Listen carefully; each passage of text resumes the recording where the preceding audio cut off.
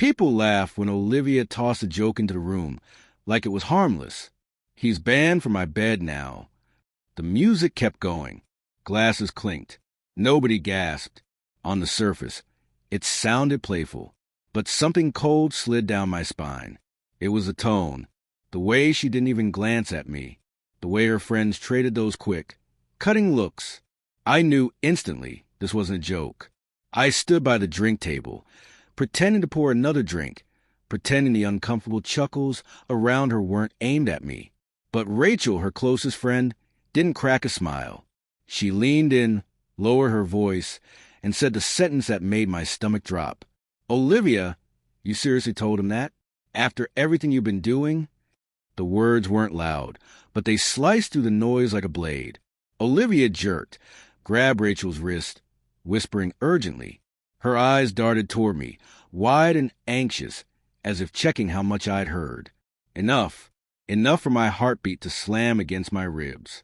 I pretended to be clueless, just a husband at his wife's party, enjoying himself. But inside, I was connecting dots I'd ignored for months. The late-night work calls, the sudden sleepovers at a friend's place, her phone living face down everywhere, the quiet, suffocating distance in our home, the way she hadn't touched me in weeks. I kept telling myself marriage had phases. People got stressed. People got tired. But this wasn't stress. This was something else. Something uglier. Rachel pulled her hand free and sighed. The kind of sigh people give when they're exhausted from covering someone else's mess. "Look," she muttered, "he deserves to know. You can't hide it forever. And you know it." My pulse thundered, so loud I thought people might hear it. I turned slightly, pretending to admire the decorations, while every nerve in my body strained toward them.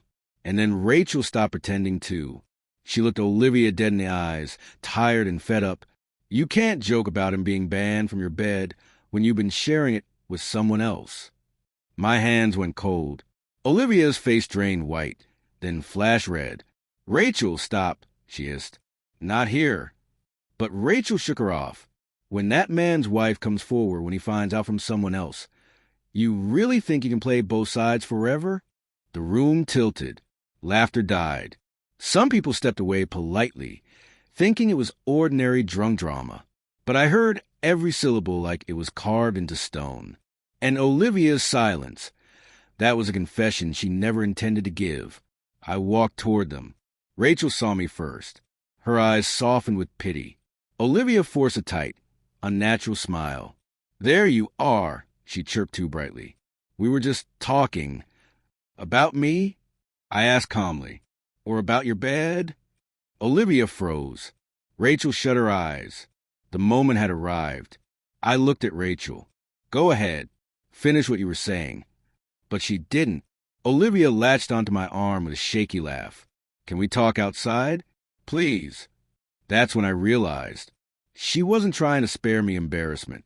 She was trying to save herself. I nodded. Let her think she still had control. Let her walk me into the quiet hallway where no one else could hear. She didn't know I already had my own truth waiting for her. The hallway was dim, the party music muffled behind the doors. Olivia kept scanning the empty space, as if the walls might repeat Rachel's words. She crossed her arms, trying to rebuild the confidence she'd lost. "Listen," she started gently. "Rachel's being dramatic. You know how she gets when she drinks. She twists things, says random." "Olivia," I said, "tell me the truth, right now." For a heartbeat, she looked ready to admit it. Her lips parted, but then she blinked, turned away, and ran straight into her usual script. "You've been so distant lately," she said softly. "You come home tired, irritated, barely talking. I felt lonely." Blame shifting. "Classic. Who is he?" I asked quietly. "There is no he," she snapped. "You're overreacting to a stupid joke. Rachel said you've been sharing your bed with someone else." Olivia swallowed hard. Rachel misunderstood. "Rachel," I said, "doesn't seem like the one line tonight." Her jaw tightened. Her eyes kept flicking toward the ballroom like she wanted to run. Finally, she whispered, "Can we talk about this at home?" Not here. Not like this. But I had already made up my mind. This conversation wasn't going to be hidden behind closed doors. She had used secrecy to protect her lies. I was done protecting anything. I reached into my pocket and pulled out my phone. Not to record, not to threaten, but to show her the message I'd gotten earlier that afternoon. One single sentence from an unknown number. Tell your wife her late-night visits need to stop. My family isn't blind. Olivia went pale, then ghost white. I watched her crumble. First denial faded. Then the excuses fell apart. Then whatever story she had practiced melted into nothing. Please, she whispered. Let me explain. But there was nothing left for me to hear. Explain. I repeated.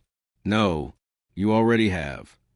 And I turned away from her, calm, steady, finished, and walked back toward the banquet room, leaving her alone in that dim hallway with a truth she thought would never catch her.